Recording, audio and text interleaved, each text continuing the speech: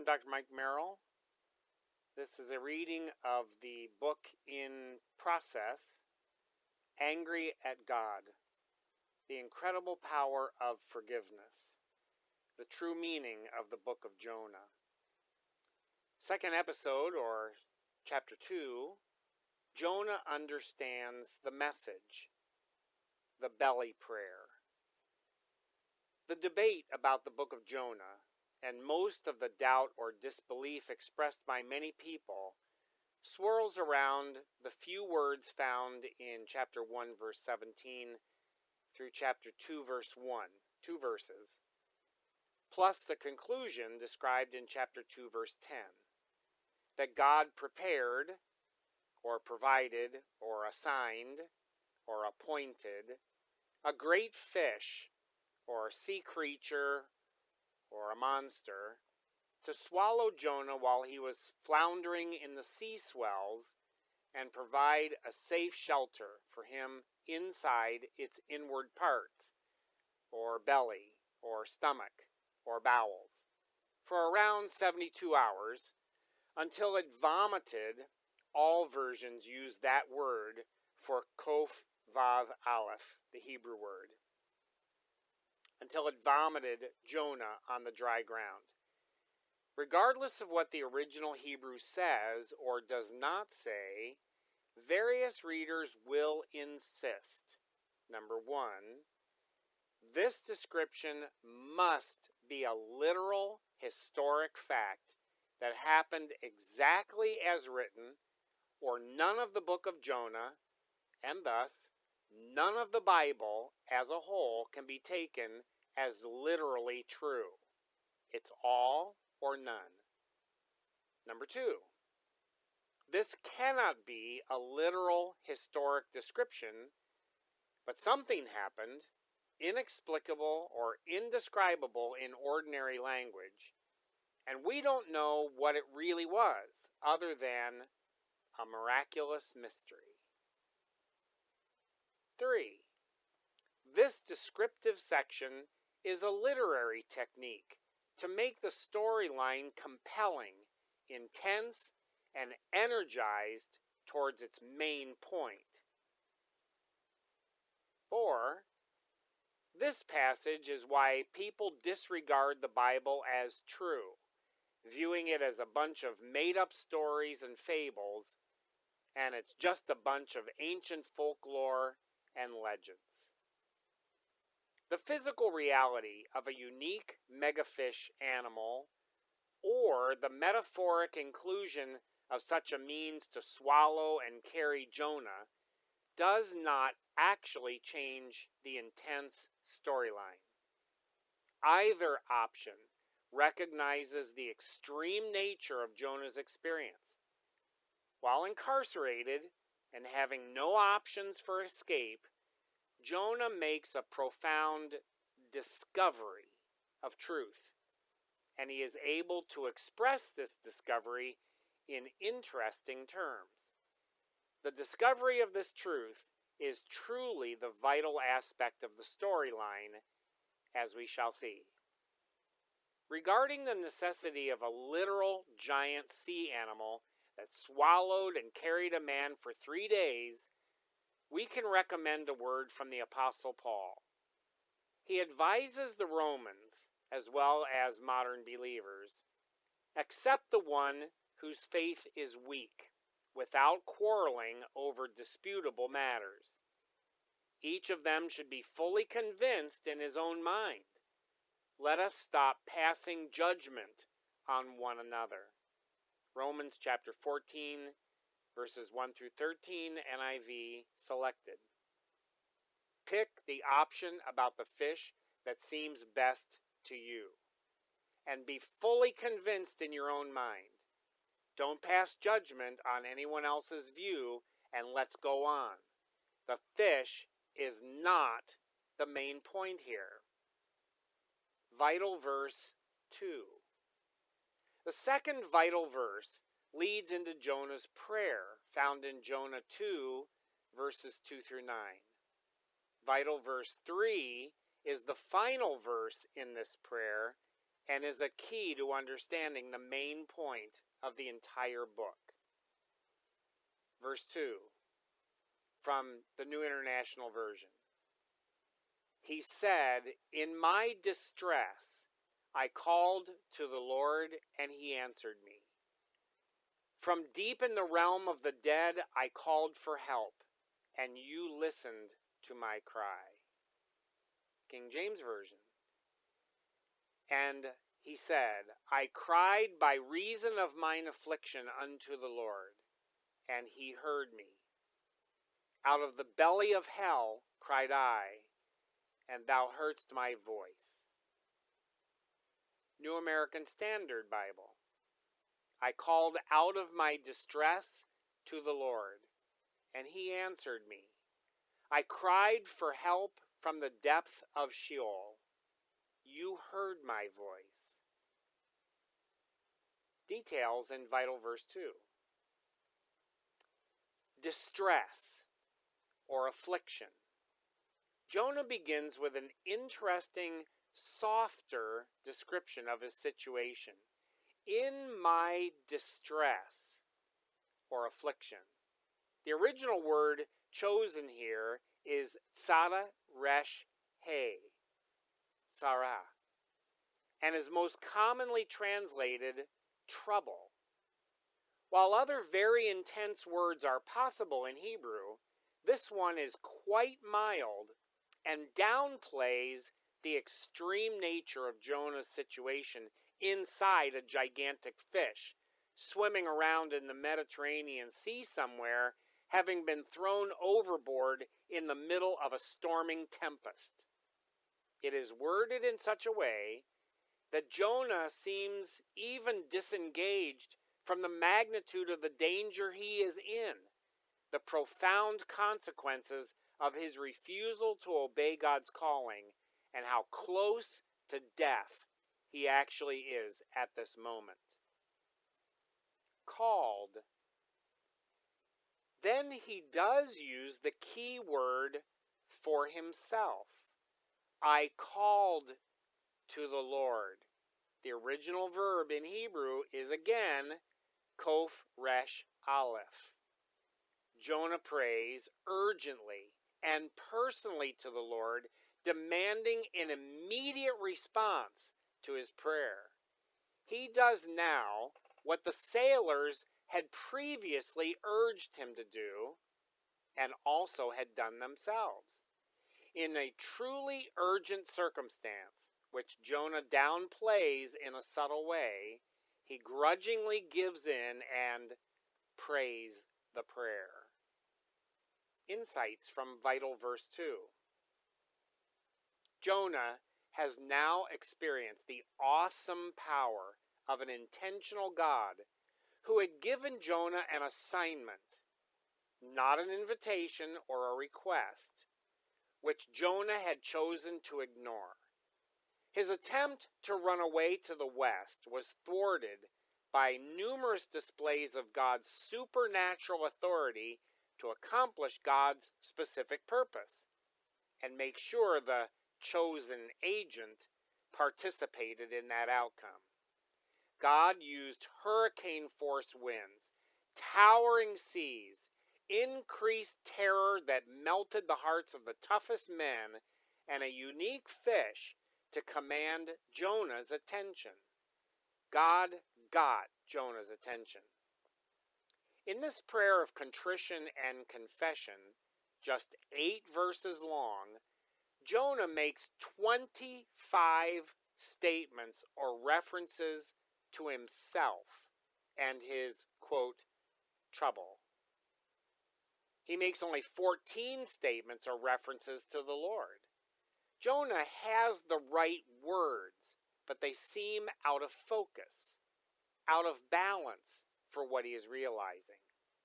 The sentiment of these 8 verses seems to be, when I got really desperate, at the last second, when there was nothing else to cling to, I reached out to you, God, and you did your job for me. I'm still in it to win it. I'll pay my fair share. Oh, and salvation comes from the Lord. Which brings us to the concluding verse of Jonah's prayer, vital verse 3, Jonah 2, verse 9. Vital verse 3, New International Version. But I, with shouts of grateful praise, will sacrifice to you. What I have vowed, I will make good. I will say, salvation comes from the Lord. King James Version. But I will sacrifice unto thee with the voice of thanksgiving. I will pay that I have vowed. Salvation is of the Lord. New American Standard Bible. But I will sacrifice to you with the voice of thanksgiving. That which I have vowed, I will pay. Salvation is from the Lord. Details in vital verse 3.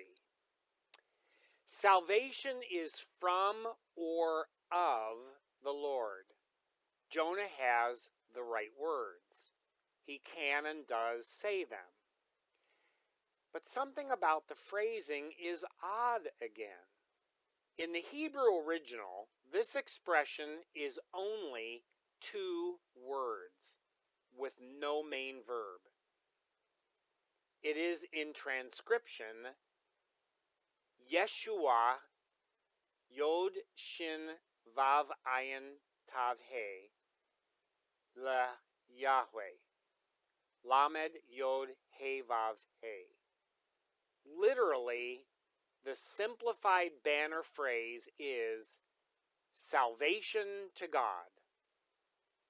The word used for salvation here, Yeshua, is a word which means safety from danger or rescue from a threat. It is the Hebrew basis for the name Jesus, but it's not a whole sentence. The English translations add a few words to make it read more smoothly, but the Hebrew is rough, cut down, minimized. Insights from vital verse 3. Jonah seems to have the right words, but not the right heart about it. He's giving in, relenting from his trek west. He is conceding the fight. He's throwing in the towel, folding his hand. Use any conciliatory expression you can think of. Jonah still seems disengaged from the massive and highest calling by God himself to be God's personal agent of forgiveness, reconciliation, covenant, deliverance, and restoration to one of the most horrific, vicious, miserable, God-forsaken nations in human history. In these 8 verses of prayer by Jonah, he describes in fair detail how miserable his own situation became, particularly because he was running in the opposite direction from God's intended calling. Jonah does not mention the spiritual plight of the Ninevites, nor the danger of scathing judgment that might fall upon them. He dwells only on his own personal experience of trauma and crisis. Here's a list of his descriptions of his own peril from which he is crying out to the Lord. In my distress, chapter 2, verse 2. From the deep realm of the dead, chapter 2, verse 2. Into the depths, chapter 2, verse 3. Into the very heart of the seas, chapter 2, verse 3. The currents swirled, chapter 2, verse 3. All your waves and breakers swept, chapter 2, verse 3. I have been banished, chapter 2, verse 4. The engulfing waters threatened, chapter 2, verse 5. The deep surrounded, chapter 2, verse 5. The seaweed was wrapped around, chapter 2, verse 5. To the roots of the mountains I sank down. Chapter 2, verse 6. The earth beneath barred. Chapter 2, verse 6. From the pit.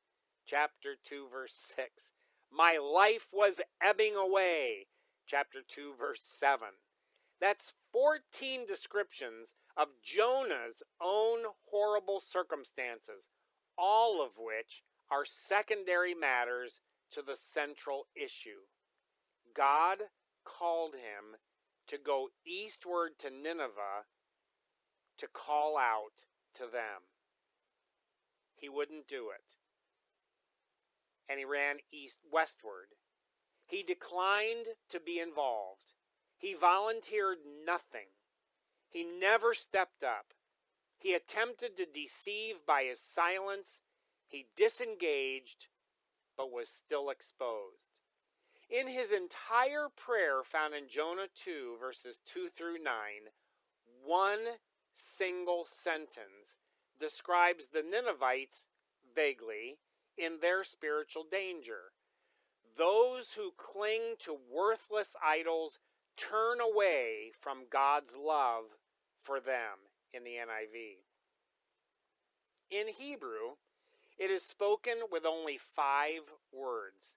It is the shortest sentence in the entire book.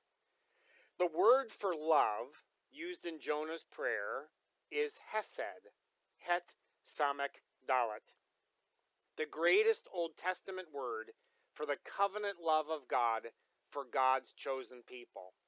But oddly, this verse does not specify that the loving kindness is from God. The word has a plural possessive suffix, chesedim,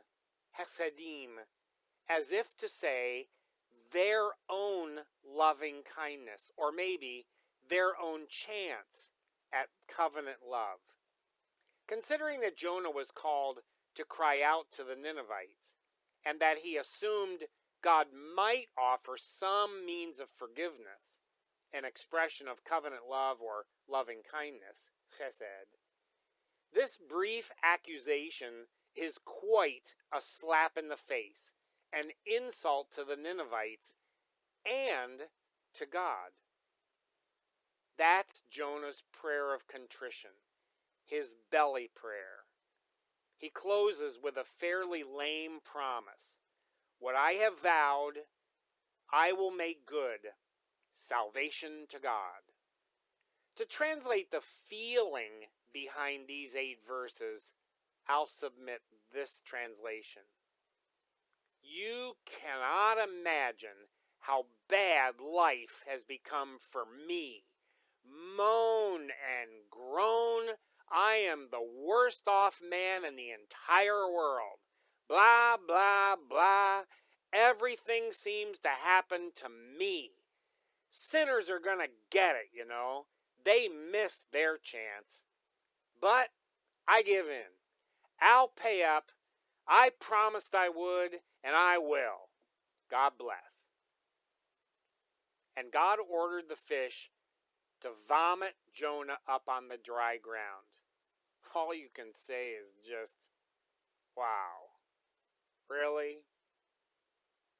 As a tiny side note, the Hebrew word for vomit is kof vav aleph. The vowel O is made using a silent consonant vav with a dot over it. The resh, the R, looks very similar to a vav, except the top stroke is a little shorter for the vav. Visually, it's almost identical to the word kara, kof resh aleph, or to call urgently, demanding an immediate response. The 2 words physically look almost identical. Jonah was commanded to cry out. He wouldn't do it. Instead, the fish vomited him out. Interesting.